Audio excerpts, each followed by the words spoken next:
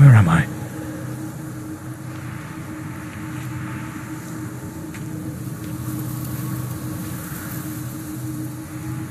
I know it's following me. I can feel it.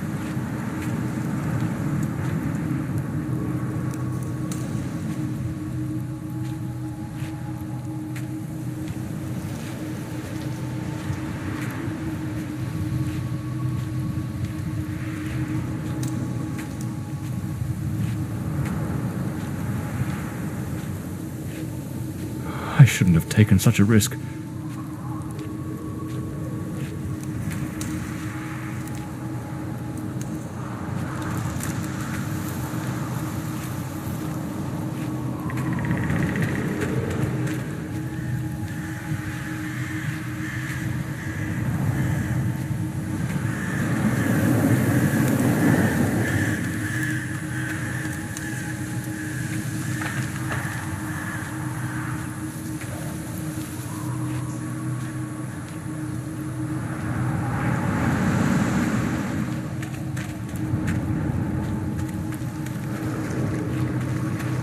Sound.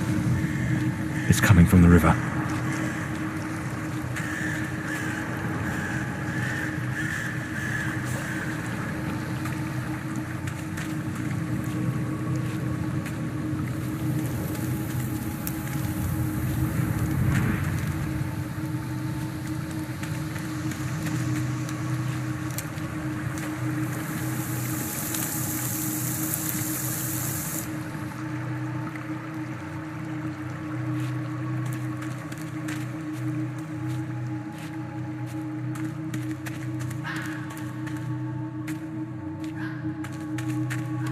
If it catches me, it will show no mercy.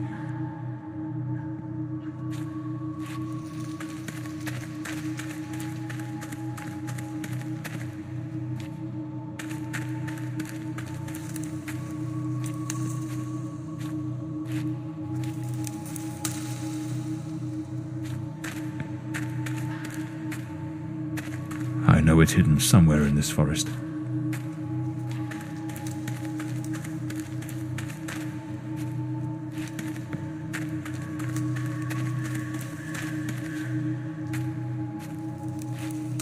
I should be able to see its light soon.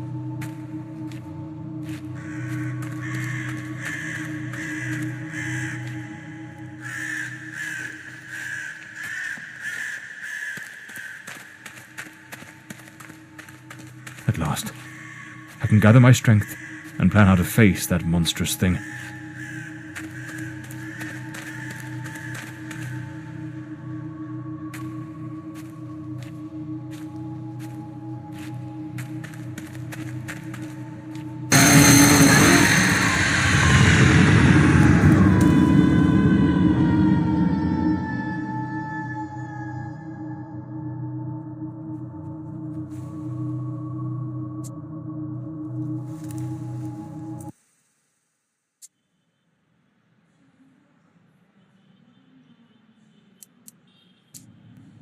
The name's John Morley, private detective, and today is a momentous day.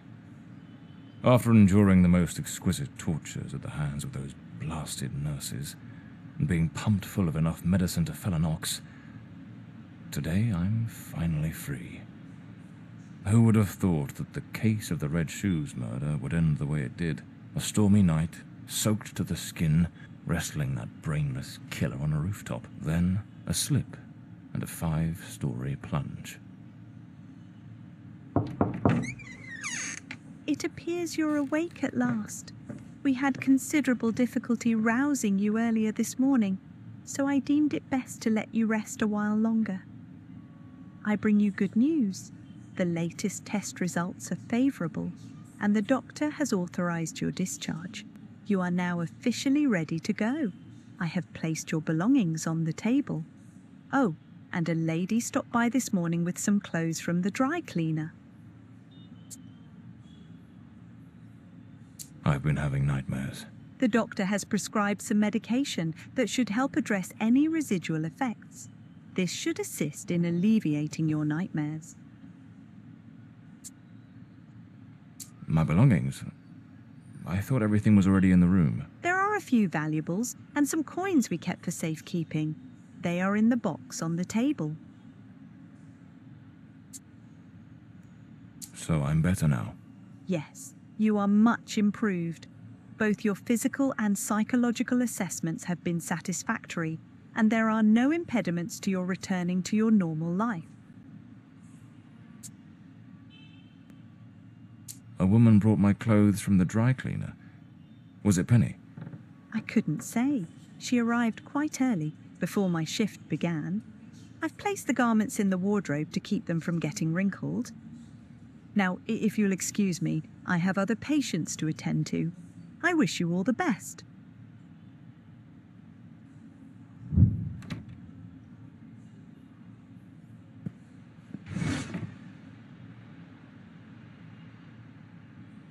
Blimey, what a fool I took onto that rain-soaked pavement. And to top it off, with that downpour, I ruined my best suit. But, well, that's all water under the bridge now, quite literally.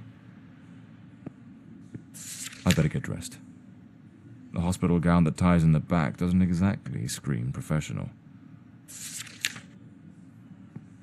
Trench coat and fedora hat. Every detail. Blimey, it's nearly noon. I must have lost track of time in those blasted nightmares.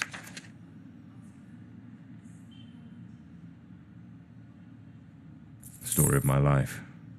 Nearly broke. Well, looks brand new. The collars, these do a fine job of hiding any... I usually use the Windsor.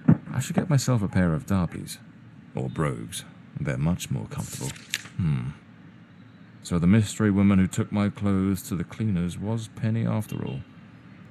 Seems she's still got a... There's notes from... Damn it, Penny. I don't blame her, though. I'm a right mess. I've managed to lose the only two things that kept me grounded. Her sound advice, always spot on, and the faint hope that she might dump Peter and give me a chance. I'd better hurry up. Just like Penny says in her note, I might have a new client this afternoon. And with the way things are going, I can't afford to let that slip away.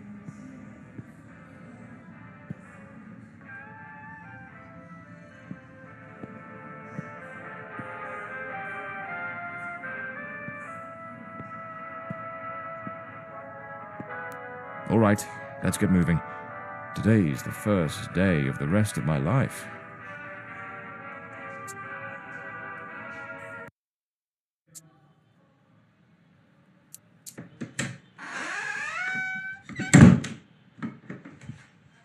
Back again. Feels like stepping into a forgotten paradise.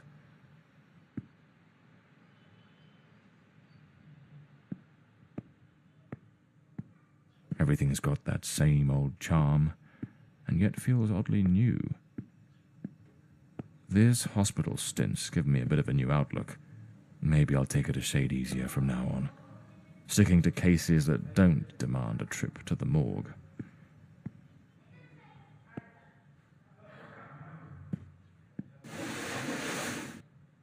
Here they are, Penny's keys, just like it says in her note.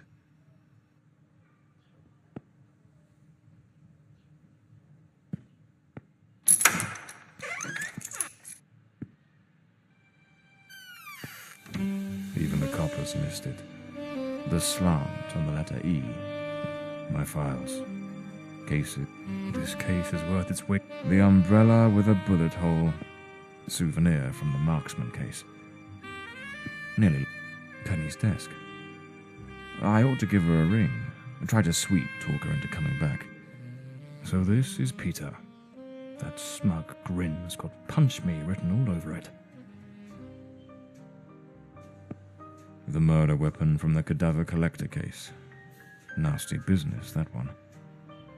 The case of the red shoes murder. One of the most complicated I've faced. Finally, case closed.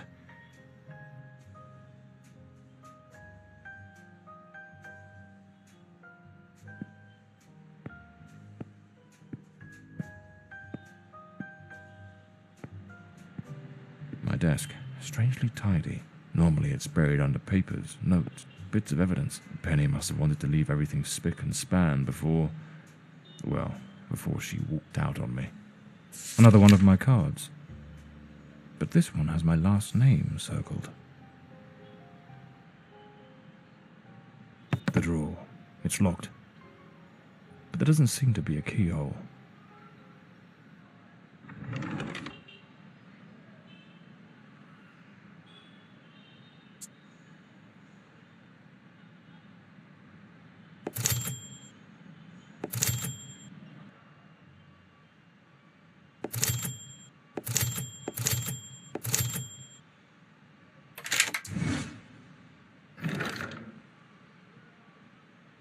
My Smith & Wesson, in perfect condition. Amazing how this little gadget can reveal the scarlet page. I trust Penny didn't go snooping through my things while I was away. Oh, my apologies, madam. I didn't hear you come in. I was a bit distracted. Good afternoon, Mr. Morley. I trust your assistant informed you of my visit as promised. My apologies. I was rather engrossed and didn't notice your arrival. To whom do I owe the honour of this meeting? Lady Margaret Fordside, the 4th Countess of Bloomsbury. Lady Margaret, could you tell me what brings you here today? How can I assist you? I shall endeavour to be as candid as possible. 20 years ago, when my daughter was just 18, she was brutally murdered. It happened at our family estate, Bloomsbury Manor. Someone slipped into the house unnoticed, and upon reaching her room, delivered 5 fatal stab wounds to her chest, lungs, and heart. The police, eager to close the case, hastily blamed and condemned 2 violent thieves who clearly had nothing to do with her death. The investigation was closed, and justice was never served. I am prepared to offer you £30,000 if you take on this case, and a further £30,000 if you can solve it and bring the true killer to light. Tell me, Mr. Morley, will you accept this case? I understand your distress, Lady Fordside. But before I commit to anything, might I trouble you with a few questions? By all means, Mr. Morley. Ask whatever you must.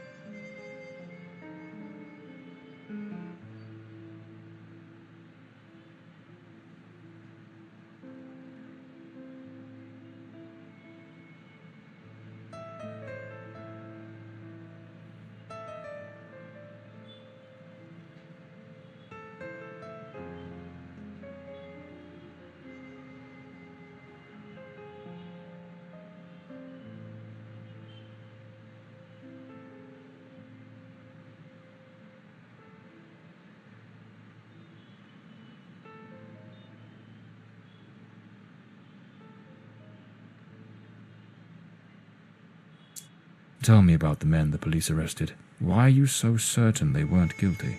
2 days after the murder, the police arrested a pair of violent thieves who were terrorizing the county at the time. Though they swore their innocence in my daughter Elodie's death, their criminal record completely undermined their defense. Seizing the opportunity, the police locked them away for their other crimes, and the case was closed. But what has always struck me as suspicious is that nothing was stolen on the night my Elodie was killed. If those thieves were truly the culprits, why would they murder her and then leave without taking a single piece of silver? It doesn't add up, Mr. Morley.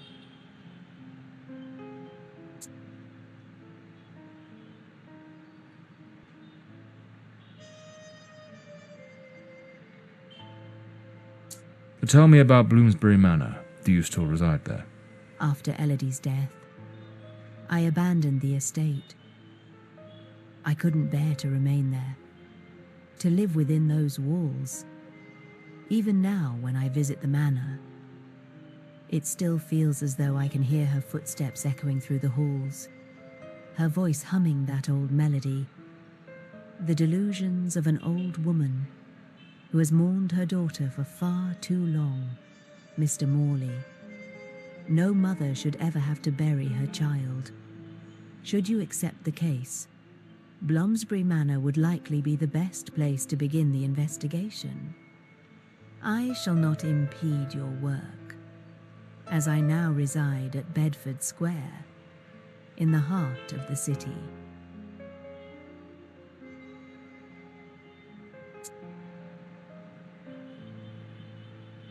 Tell me, were there any witnesses? Did anyone see or hear anything?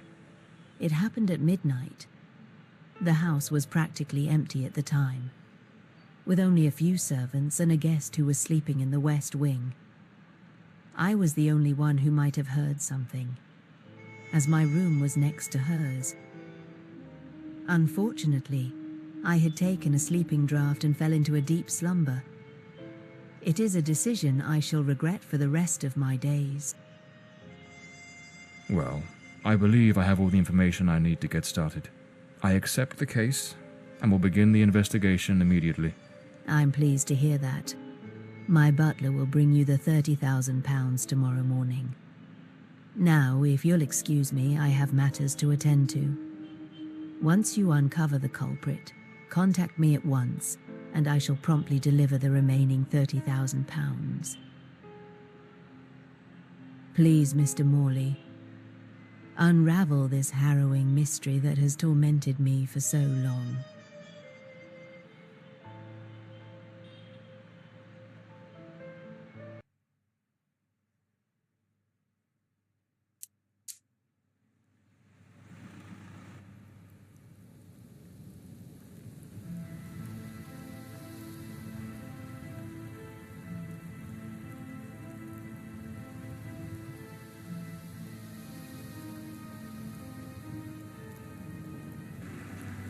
As I made my way through the dense forest path, a haunting silence enveloped the air.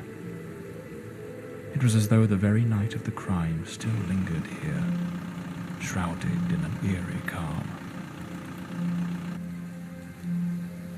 The manor stood before me, its facade as inscrutable as the shadows that danced in the moonlight. Every step I took felt like a step deeper into the heart of a mystery that refused to be forgotten.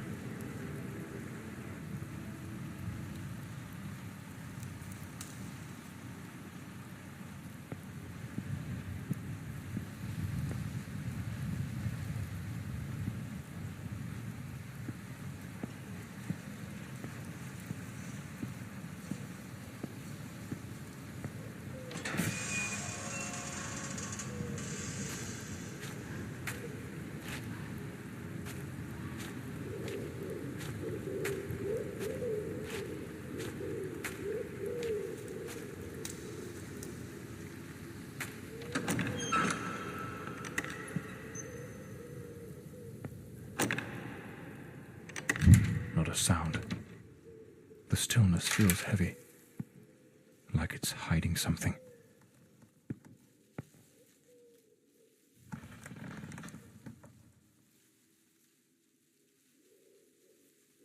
It seems Elodie had a passion for art, but her style wasn't exactly well received. Disturbing from the looks of it. The door's chained up with a padlock. Looks like I'll need to find the key.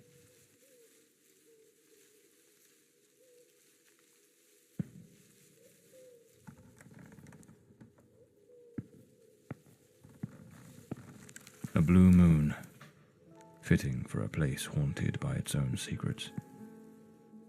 Looks like the countess left this for me. It could be useful for getting around the place.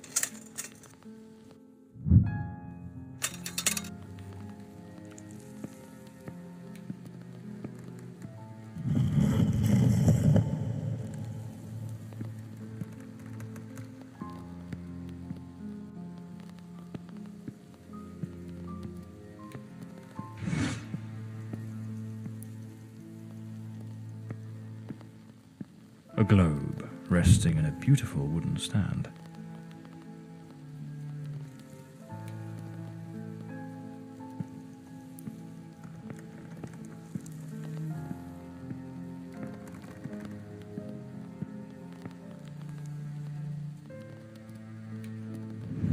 So, the housekeeper left a note for the countess, asking her to meet here on the day of the murder.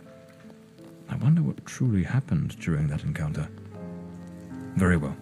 Let's piece the events together, step by step.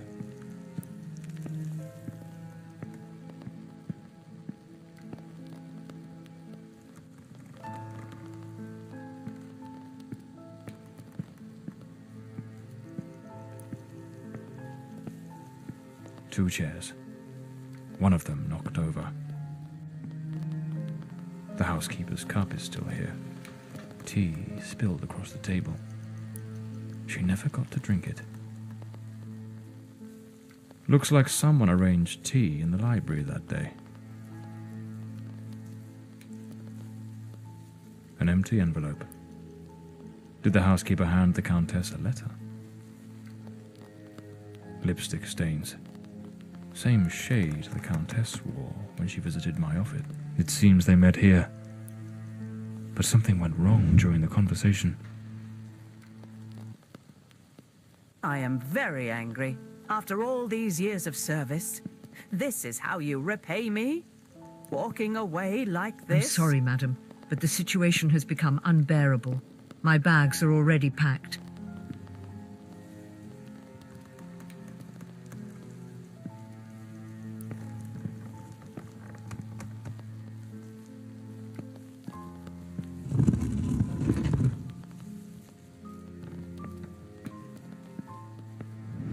The countess threw the housekeeper out in a fit of rage. In her haste, the housekeeper forgot one of her bags. What was it that unsettled the housekeeper enough to abandon her post so suddenly?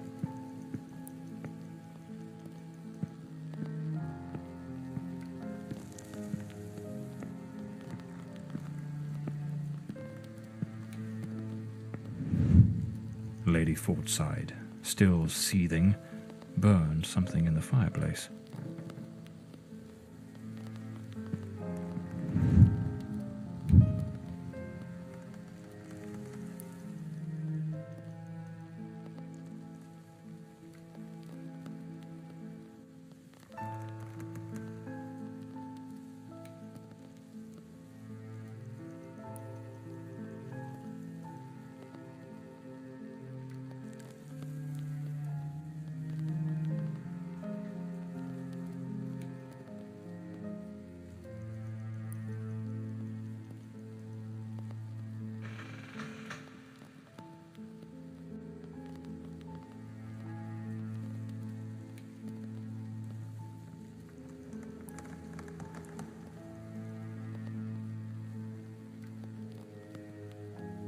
The housekeeper resigned.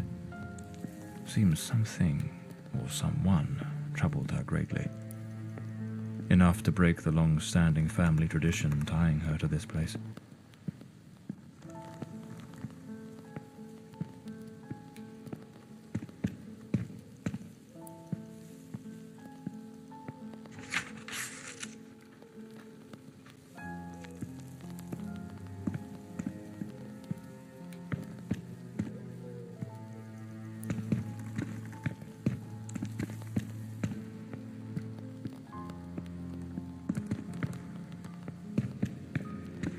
The lock has been concealed. But this door must open by some other means. The Fordside family crest, a rampant dragon, a time-honoured symbol across European heraldry, particularly among the English and the Welsh.